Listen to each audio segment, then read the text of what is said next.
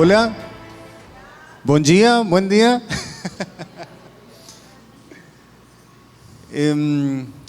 Quiero partir con unas preguntas. Me gustaría saber si alguna vez se han despertado con una extraña sensación de malestar. Ele quer iniciar com uma pergunta, então, se alguma vez alguém já acordou com uma estranha sensação. Qual é a sensação? De mal-estar, de se sentir mal. Alguém já acordou com uma sensação súbita de mal-estar? Essa é a pergunta. Con un nudo en la garganta, con ganas de llorar. Com um embargo na garganta, né, com vontade de chorar. Sin embargo, no saber darle un nombre a esa emoción. Sentirme mal, pero no saber qué es lo que siento. Não saber identificar, não saber que emoção é essa, não saber denominar essa emoção. ¿Les ha pasado? Aconteceu com alguém isso já? ¿Alguien gostaria de falar?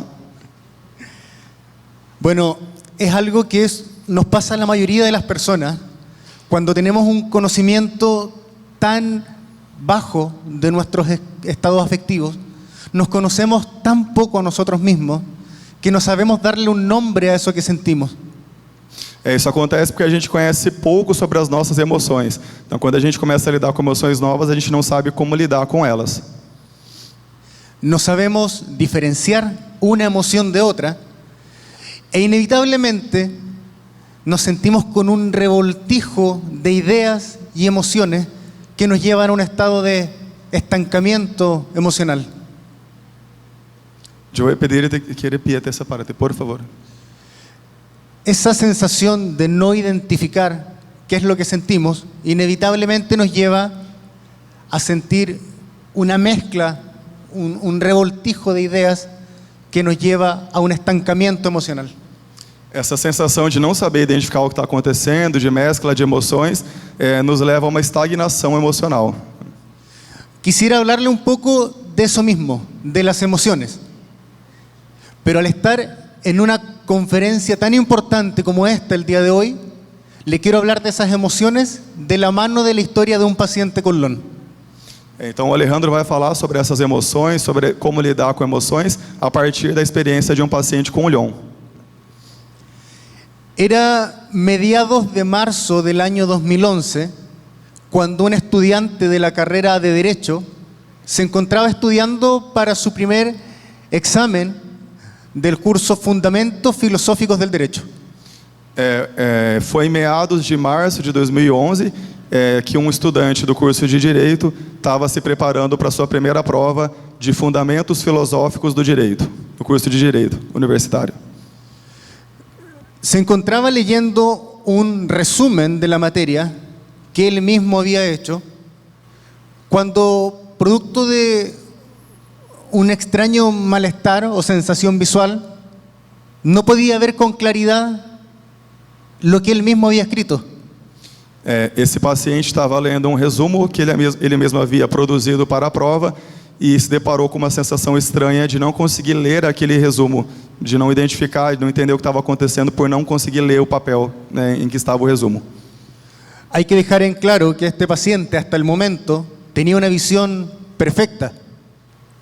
Ni siquiera usaba lentes y no podía entender por qué de un momento a otro no podía ver las palabras o distinguir las palabras del texto de ese resumen que necesitaba para el día siguiente.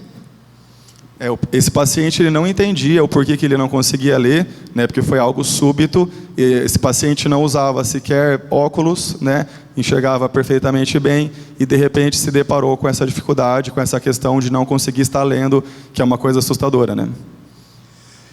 Y en este momento para mí es importante aclarar que quiero abordar esta charla no desde la experiencia de otro paciente, sino que tengo que dejar en claro que ese paciente con Lyme del que le estoy hablando soy yo.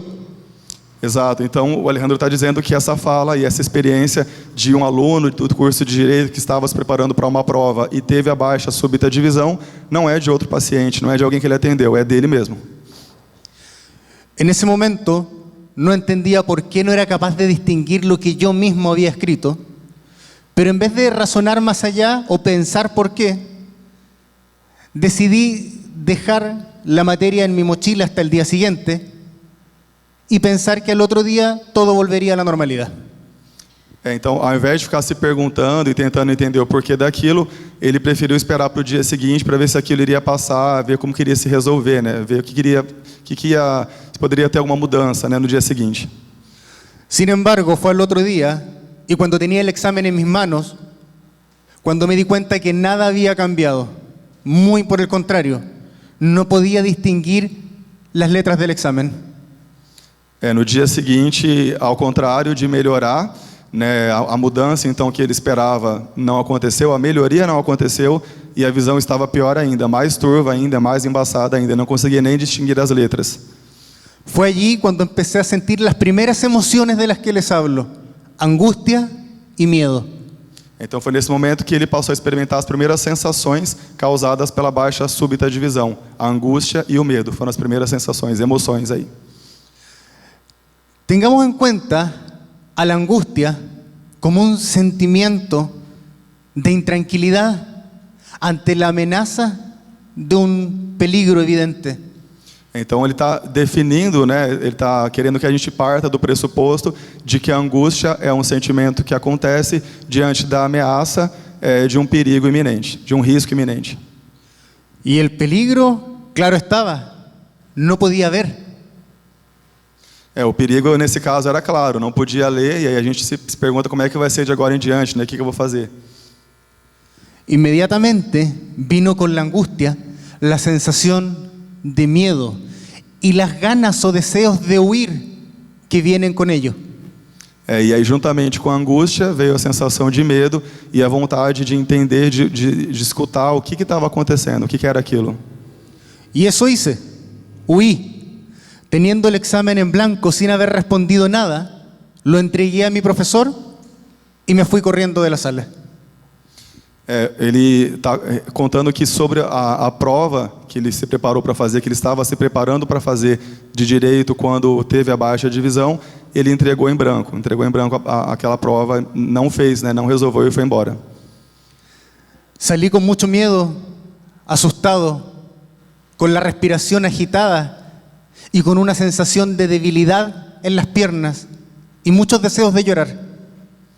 Então ele ficou com medo, sensação de fragilidade, pernas bambas, né? E não sabia o que fazer, não sabia como lidar com aquilo. Fue cuando vinieron las siguientes preguntas. ¿Por qué no puedo ver? ¿Qué va a ser de mí? ¿Qué va a ser de mi carrera? ¿Y mis sueños de ser un exitoso abogado?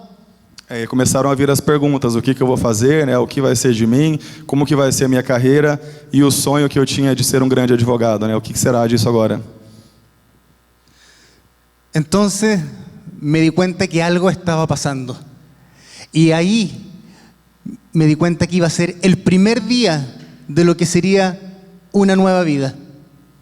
E aí ele começou a se dar conta do que estava acontecendo, que era uma experiência nova que estava chegando, e se deu conta de que aquele era o primeiro dia de uma nova vida. Entonces con mi familia recorrimos las clínicas oftalmológicas más importantes de Chile. E aí, junto com a família dele, eles passaram a procurar pelas clínicas oftalmológicas mais importantes do Chile. Y recorrí un montón, un sinfín de diagnósticos médicos, diagnósticos errados, tratamientos errados que pudieron haber afectado aún más mi condición visual. E ele também teve de lidar com diagnósticos errados, medicamentos errados, tratamentos equivocados e que poderiam trazer problemas ainda maiores. Y no fue sino hasta después de más de 2 años, cuando después de muchos exámenes, un doctor pudo descubrir un diagnóstico y me dijo que lo que yo tenía era la neuropatía óptica hereditaria de Leber, LON. Então foi somente depois de 2 anos de passar por vários exames e vários profissionais que ele chegou a saber do diagnóstico de ter a neuropatia óptica hereditária de Leber, a LON, né? En ese entonces me di cuenta que llegaba una nueva compañera a mi vida, no solo de sorpresa, sino que para siempre. Tenía una discapacidad visual. E aí ele passou a se dar conta também de que teria uma nova companheira na vida, né? E não era uma companheira à toa, simplesmente. Era a companhia de uma deficiência visual.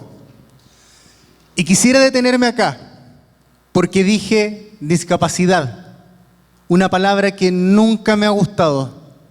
Entonces quisiera explicar un poco el impacto que provoca el lenguaje en nosotros mismos y hablar un poco de la evolución histórica que ha tenido el concepto de discapacidad. Ele vai começar a abordar, então, a importância dos termos, da terminologia, de como se referir à deficiência. Ele disse que o termo deficiência nunca o agradou, né? E ele vai fazer aqui um transcurso histórico, aqui, uma retrospectiva histórica da denominação, de como se chamava a deficiência e como se chama hoje, né? Como é que foi essa retrospectiva histórica. No es sorpresa para nadie, lamentablemente, saber que en un principio los conceptos de discapacidad no hacían sino nombrar de forma peyorativa y con insultos a la persona que estuviese pasando por algún tipo de discapacidad. Não é surpresa para ninguém, né, que no passado se referiam às pessoas com deficiência com insultos, de forma extremamente pejorativa, né, de forma ofensiva. Conceptos como tonto, enfermo o estúpido eran insultos con los que se referían antiguamente a una persona con discapacidad, aislándolo y retirándolo del resto de la sociedad. Esses conceitos de chamar a pessoa de tonto, estúpido, xingamentos, né, eram usados normalmente, né, comuns para se referir à pessoa com deficiência e retiravam a pessoa da sociedade. Y démonos cuenta cómo eso causa impacto. Hay que darse cuenta que el lenguaje construye una realidad, pues esas personas que eran llamados enfermos se quedaban enclaustrados o encerrados en sus casas, no salían, pues una persona que se considera enfermo o tonto no se considera apto para salir en sociedad. Ele falou sobre a importância que tem o fato de a linguagem construir a realidade. Que quando alguém se considera enfermo, doente ou tonto, a pessoa não se considera autônoma para viver em sociedade, para fazer as suas atividades, para seguir a vida aí, né?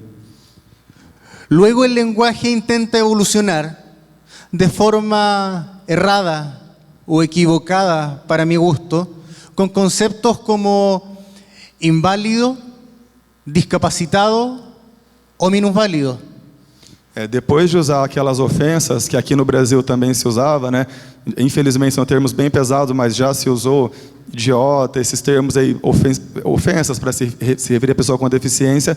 Houve um segundo momento em que passou a ser discapacitado, né? Que aqui no Brasil seria para gente inválido, sem capacidade, né? Já foi uma troca de termos em que se deixou de lado as ofensas, mas ainda se usava esses termos também ruins, também pejorativos. Pero detengámonos un segundo a analizar esas palabras. Inválido es una persona que no tiene valor, que no tiene valía, que no tiene validez. Minusválido es la persona que vale menos que el otro.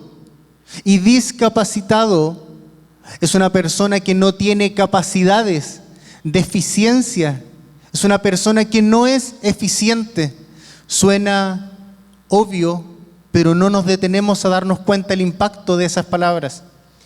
Está falando que pode passar despercebido, mas essas palavras têm um peso enorme, né? Então, inválido, né? Alguém que não tem validade, né? Pesado, incapacitado, também alguém que não, aliás, inválido, alguém que não vale, né? Que não tem valia. Incapacitado, alguém que não tem capacidade, né? Deficiente, alguém que, enfim, também que não vai conseguir seguir adiante. Ele está dizendo que todas essas terminologias não contribuem, né, para melhor tratamento, para melhor acolhida da pessoa com deficiência.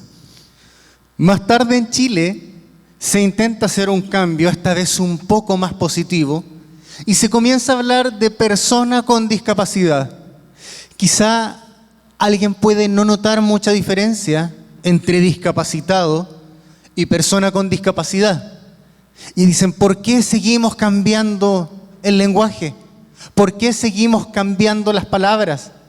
Pero al hablar de persona con discapacidad, estamos tomando en cuenta algo importante. Somos personas.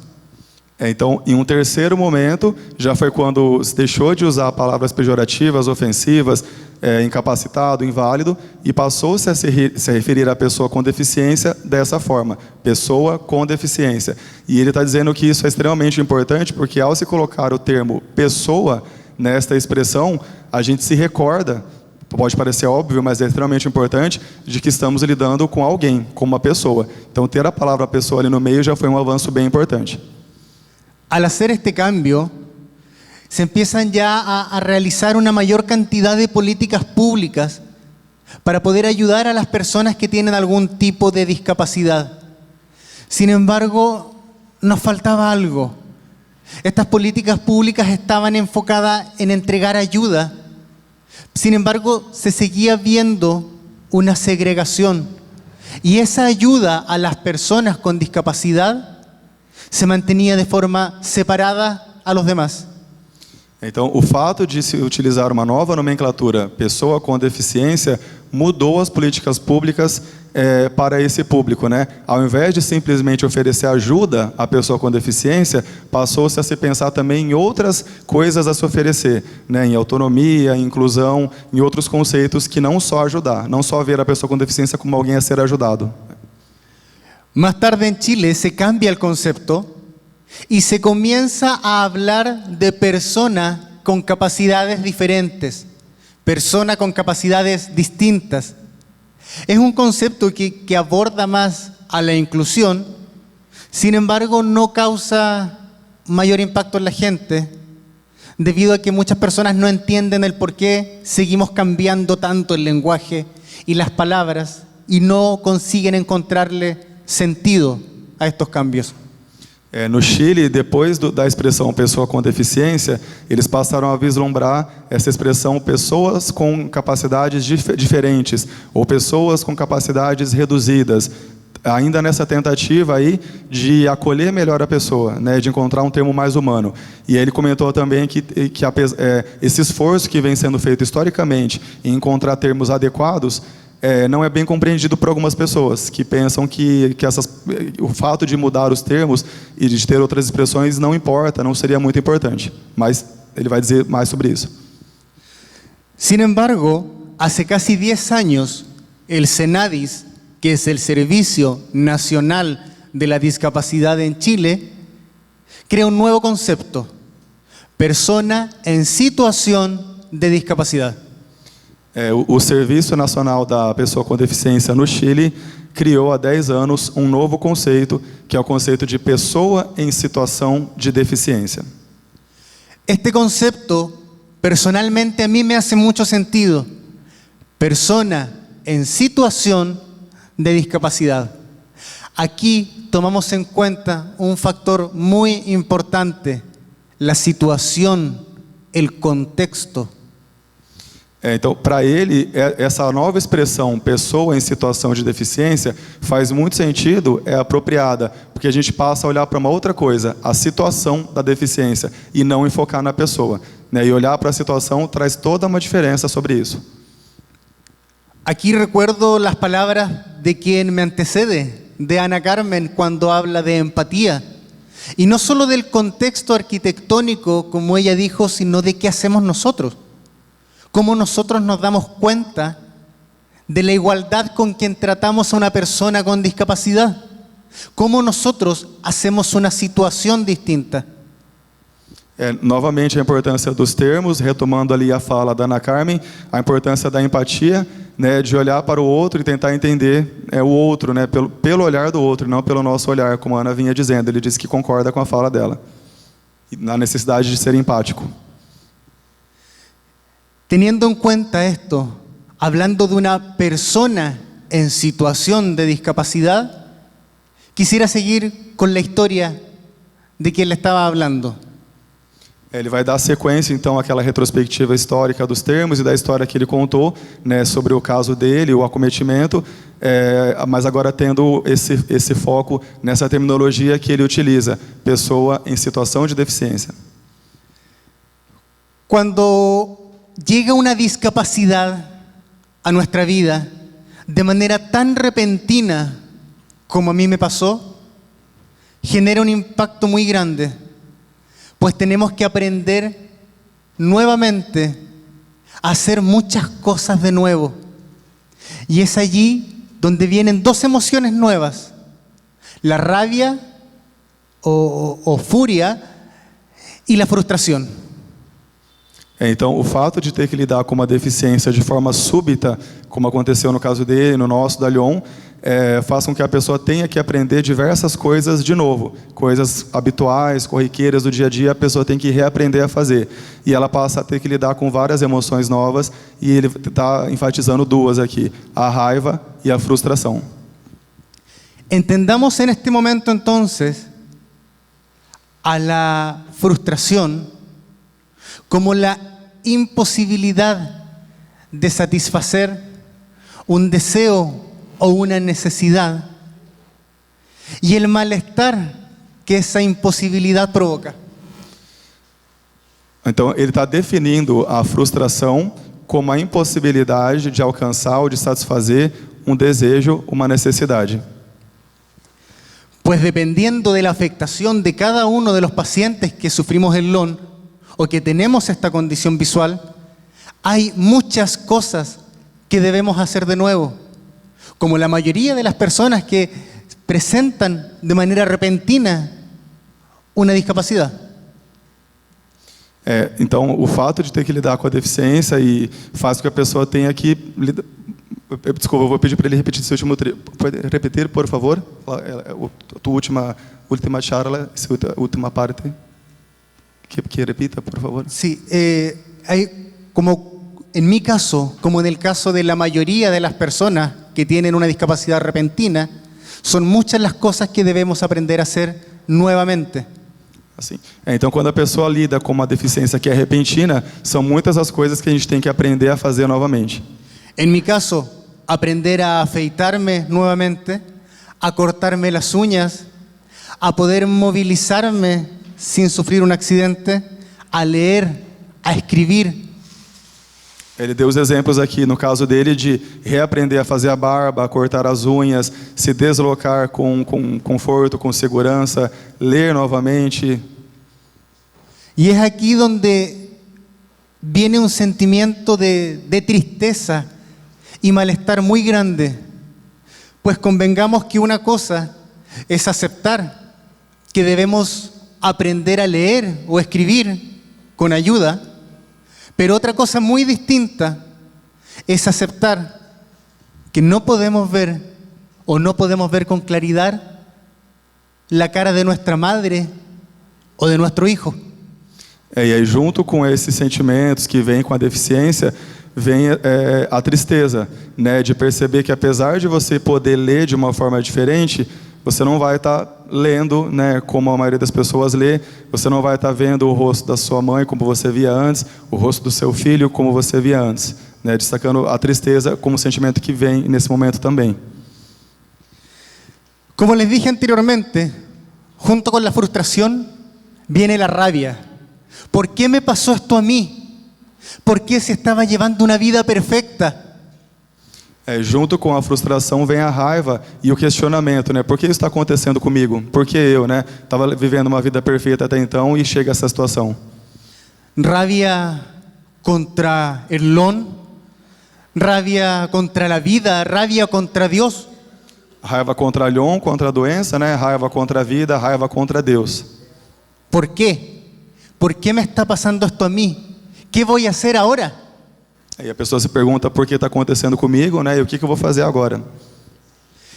Sin embargo, tenemos que tener en cuenta que la rabia, al igual que la tristeza, el miedo y otras emociones que pueden parecernos negativas, tienen una función adaptativa y nos sirven para algo. Ele está dizendo que é importante perceber que a raiva, apesar de parecer somente negativa, ela tem uma função adaptativa e serve a alguma coisa. Y la rabia es una emoción primaria adaptativa que nos lleva a dar una respuesta ante una amenaza o peligro. Então, a raiva, ela nos leva a dar uma resposta, uma reação a alguma coisa que aconteceu, alguma coisa que a gente viveu. En ese momento me di cuenta que tenía que hacer algo. Me encontraba con miedo, con tristeza, sumido en un malestar. Pero gracias a esa rabia y esa tristeza me di cuenta que debía generar un cambio en mi vida y salir de ese estancamiento. Então foram a raiva e a tristeza que fizeram com que ele saísse do lugar, né, com que ele resolvesse fazer algo, e esses sentimentos que parecem ser somente negativos, acabaram motivando ele a buscar algo mais, a fazer algo diferente. El primer paso fue dedicarme a darme cuenta qué estaba sintiendo, escucharme a mí mismo y dejar de evitar lo que estaba pasando. E aí o primeiro passo nesse processo foi escutar a si mesmo e ele querer entender o que estava acontecendo com ele mesmo e, enfim, compreender melhor aquela situação, né? Como ele sentia aquilo. Fue entonces cuando me di el tiempo de sentir y me di cuenta que esta pérdida de visión me había causado un dolor tan grande, solo comparable con un duelo o la pérdida de un ser amado. Foi nesse momento, então, que ele resolveu sentir, né, dar importância para sentir o que estava acontecendo e percebeu que era uma dor tão grande, né, um sentimento tão forte, que era comparado ao luto, né, ao sentimento de perder alguém amado, né. Y este duelo o este luto, que está definido por distintos autores en la psicología, vamos a abordarlo de una manera que lo explica en 5 etapas. E esse luto, que é abordado de forma diferente por diversos autores da psicologia, o Alejandro vai abordar em 5 etapas. La primera etapa de ellas es la negación, que nos pasa cuando también tenemos una discapacidad de forma repentina. No, esto no puede estar pasando, esto no puede ser verdad. Algo va a pasar y me van a decir que esto se pasó y todo va a volver a la normalidad. A primeira etapa do luto é a negação, né? Quando a pessoa não quer aceitar aquela situação, no caso da deficiência, e a pessoa alimenta uma expectativa de que vai acontecer alguma coisa diferente, que vai mudar aquilo, que a deficiência vai passar. La segunda etapa es la rabia, como mencionaba anteriormente. ¿Por qué? ¿Por qué a mí? ¿Por qué tenía que pasarme esto a mí? A segunda etapa, então, do luto é esse questionamento. Por quê? Né? Por que eu tenho que passar por isso? Por que comigo? Né? La tercera etapa es la culpa. ¿Qué hice mal? ¿Qué pude haber hecho mejor?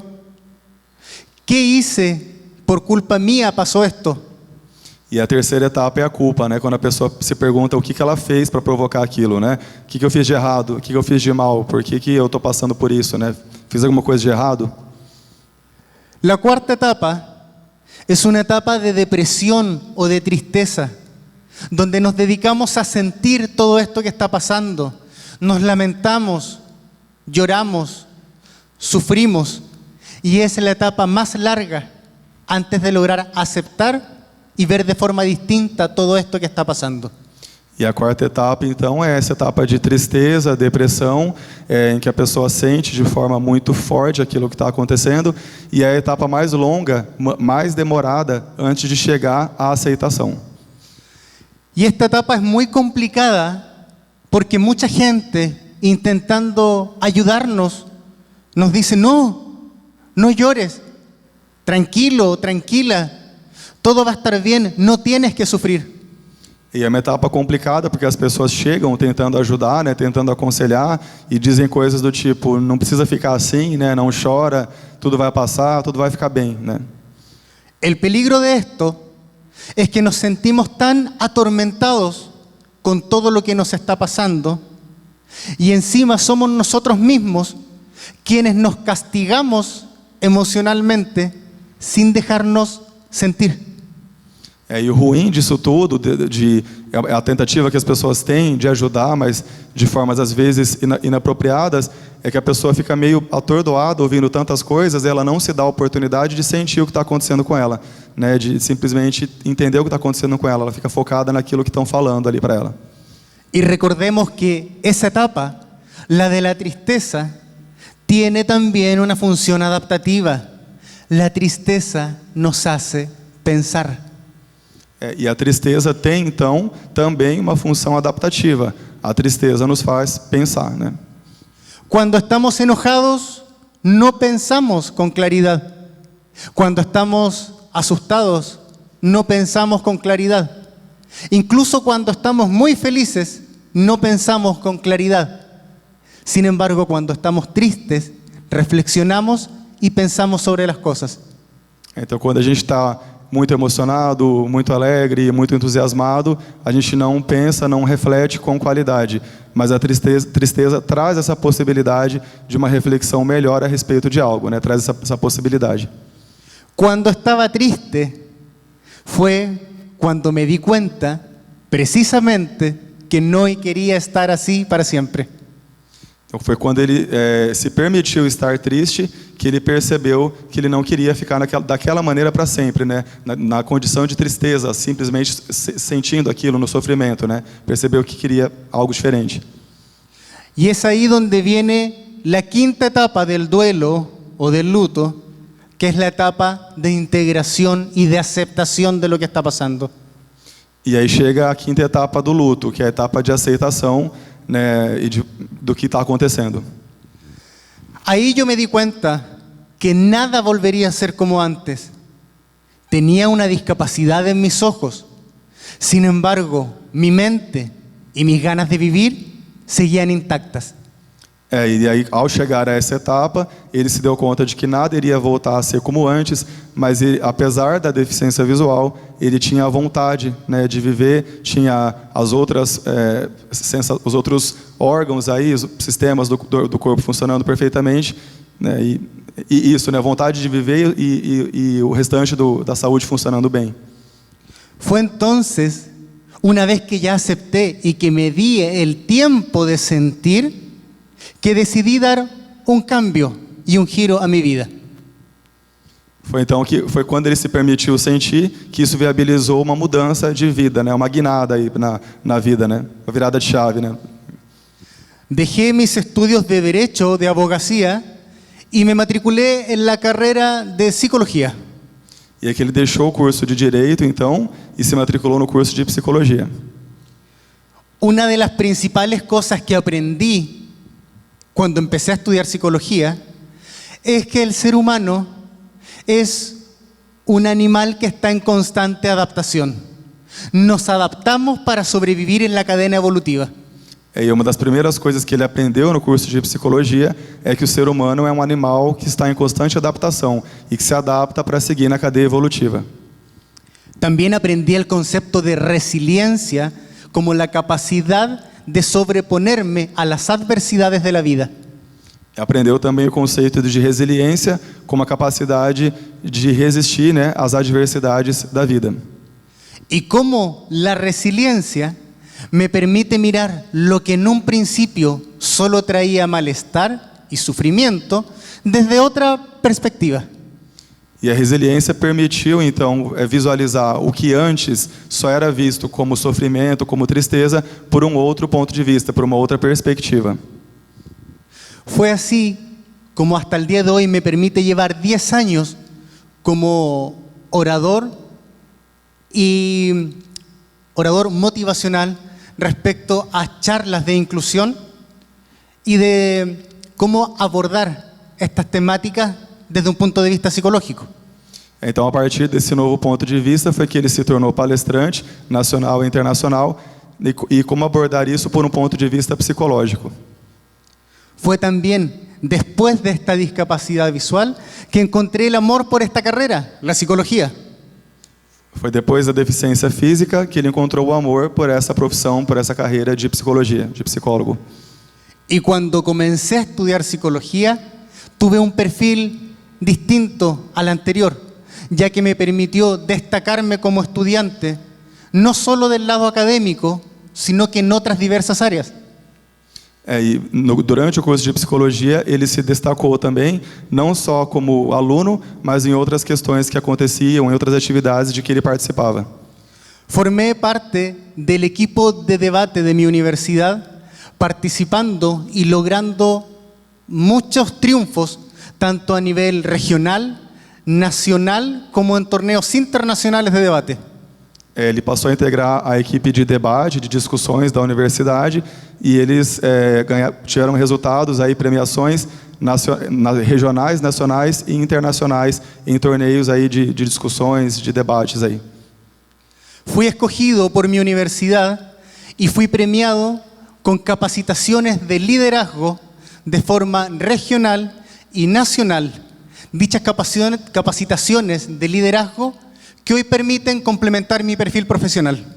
Ele foi escolhido pela universidade para receber capacitações em diferentes locais que hoje agregam para a carreira dele e permitem que ele, por exemplo, esteja aqui, né, fazendo palestras como essa. Me escogieron para dar ayudantías a mis compañeros y tuve la posibilidad de ser coautor de un libro académico. E dentro disso tudo ele teve a oportunidade, inclusive, de ser coautor de um livro acadêmico. El año 2018 tuve la posibilidad de ser speaker en la primera versión de las charlas TEDx en la ciudad de Los Ángeles, Chile. Isso é material, é um periódico, uma publicação da universidade?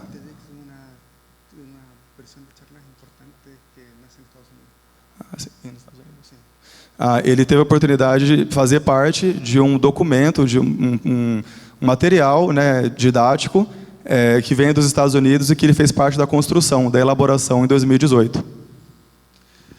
Entonces, nos damos cuenta que no es sino después de esta discapacidad que vino a mí que comencé a disfrutar de la vida y a conseguir las cosas que hoy más atesoro. Então foi depois da deficiência que ele começou a desfrutar mais da vida e começou a alcançar as coisas que ele tem hoje. El día de hoy me acompaña en este momento mi hermosa novia que espero pronto pueda convertirse en mi esposa y la mamá de mi hijo que está en este momento en Chile. Então hoje acompanham com ele, estão com ele, né, de forma mais próxima aí que ele está mencionando, a esposa, né, e mãe do filho, de um bebê de 3 aninhos dele que eles têm, e a mãe dele lá no Chile que está cuidando da criança que, né, ficou com o filho para que eles pudessem vir ao Brasil. Encontré la carrera que amo y hoy logro desarrollarme en lo que más me gusta y puedo estar contándoles esto mismo frente a ustedes. E teve a possibilidade, a oportunidade de encontrar o que ama, né, de se realizar profissionalmente e tem a possibilidade de estar aqui na frente de vocês contando essa história. Pero para mí es muy importante que podamos reconocer, aceptar y validar que no siempre vamos a estar bien. É importante reconhecer, validar, né, aceitar que nem sempre a gente vai se sentir bem, né? Pode acontecer de às vezes não estar bem. Como psicólogo, atiendo muchos pacientes con distintos tipos de discapacidad y los diagnósticos generalmente suelen ser los mismos. Enquanto psicólogo, ele atende muitos pacientes com diferentes tipos de deficiência e os diagnósticos emocionais que ele identifica nesses pacientes são muito parecidos. Trastorno de depresión, trastorno de ansiedad, trastorno adaptativo. Geralmente são transtornos de depressão, de ansiedade e transtornos adaptativos que os pacientes mais têm. Intentaré poder explicárselos de manera muy general. El trastorno adaptativo es una condición que genera una respuesta psicológica ante un factor estresante o algo que nos provoca malestar o incomodidad. O transtorno adaptativo ele está definindo como algo como uma resposta a algo estressante, né, algo que a pessoa passa a lidar. Que tiene una respuesta psicológica de malestar mayor a la esperada para ese factor estresante. Que tem uma resposta, né, de mal-estar maior, né, em razão desse fator estressante que surge. El trastorno depresivo o depresión consiste en una persistente sensación de tristeza, de malestar o desesperanza que no permite al paciente desarrollar su vida con normalidad. Depressão, então, é esse estado constante ou frequente de tristeza que não permite ou impede, dificulta que a pessoa leve sua vida com normalidade, com qualidade. Y los trastornos de ansiedad tienen que ver con una constante y persistente sensación de miedo, inquietud o temor ante algo que pueda ocurrir. E a ansiedade é o constante temor, né, receio, medo de alguma coisa que possa acontecer, intranquilidade, né, que a pessoa experimenta. Quisiera que tomásemos atención a algunos síntomas más generales. Si a ustedes de manera persistente les cuesta dormir, quedarse dormidos o mantener el sueño, Perdão, pode descer de novo essa parte. quisiera que prestáramos atención a algunos síntomas. Bom, vai explicar alguns deles. Ele vai explicar alguns desses conceitos que ele estava falando, vai especificar um pouco melhor, detalhar um pouco melhor. A veces hay malestar para el dormir, quedarse dormido o mantener ese sueño. A dificuldade de dormir, né? Dificuldade de permanecer dormindo, de dormir com qualidade, né? De ter um sono de qualidade. Dificultades con el apetito. O tenemos más hambre de lo normal o menos hambre de lo normal. Dificuldades relacionadas aí à alimentação, né? A pessoa ter mais fome do que o normal ou menos fome do que o normal. Poner atención a nuestro estado de ánimo. Cuando esa tristeza o miedo o rabia permanece demasiado en el tiempo. É preciso se atentar para o nosso estado de ânimo para perceber quando a tristeza, a ansiedade, esses sentimentos permanecem por um período longo, né? Por um período razoável e relevante. Sensación de cansancio, de peso en nuestro cuerpo, de malestar muscular. Sensação de cansaço, né, de peso no corpo, de cansaço muscular. Ele está relatando aqui essas sensações que advêm, né, desses sentimentos. Cuando nuestra memoria o nuestra atención se ve dañada o debilitada. A memória e a atenção também se veem prejudicadas, né, por esses sentimentos aí. Me gustaría que a esos síntomas que les acabo de mencionar les prestemos atención. Escuchemos nuestro cuerpo. Então ele está dizendo que ele gostaria que a gente pudesse prestar atenção em nós mesmos, né, escutar o nosso corpo e para perceber se temos algumas dessas sensações e sentimentos que ele mencionou. Recordemos que todo lo que nos pasa podemos verlo en perspectiva. Y lo que en un momento para mí fue algo terrible, dificultoso y doloroso, hoy se convirtió en la posibilidad de desarrollarme como profesional. E aí ele está falando sobre a importância de ver tudo por perspectiva, né? Tudo pode ser entendido como uma questão de perspectiva, de um diferente olhar, de uma diferente perspectiva, porque esses sentimentos deram a ele a possibilidade de se desenvolver profissionalmente. Hay muchos caminos para tomar cuando tenemos una nueva condición de discapacidad. Há muitos caminhos para seguir quando a gente passa a ter uma condição de deficiência. Yo elegí sentir. E aí ele escolhe, dentre os vários caminhos possíveis, ele está dizendo que o caminho que ele escolheu é sentir. Obrigado. Graças. Muitíssimas graças. Graças, Alejandro.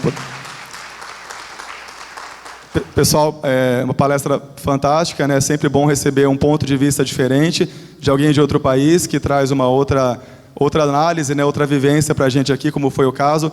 Eu acho interessantíssimo aqui essa abordagem que ele tem conceitual, né, de pessoa em situação de deficiência. A gente quer tentar expandir isso aqui no Brasil também. Eu acho uma forma mais humana de se referir à pessoa com deficiência atualmente, mas a gente pode migrar para a pessoa em situação de deficiência, porque, como o Alejandro disse, a situação de deficiência tira da pessoa a responsabilidade por tudo e passa a chamar a sociedade para olhar para a situação de deficiência, porque a deficiência pode não mudar, né? Pode não cambiar, a deficiência não pode ser permanente, pero a situação cambia, sim. Então, a situação de deficiência pode mudar. Me gustaría en este momento que pudiesen, dentro de lo posible, realizarme cualquier pregunta en que yo pudiese ayudar a aclarar desde mi conocimiento. Sí, cuando me fuesen a preguntar, ojalá, al igual que como explicó Ana, que pudiese ser al principio me hablasen sin micrófono para saber dónde están. Sim. Vamos abrir rapidamente aqui para uma, duas perguntinhas. Alguém gostaria de fazer? Sí, es porque estamos con el tiempo corto, entonces dejamos la pregunta para después, pero escucharemos las preguntas de la misma forma en otro momento. Sí.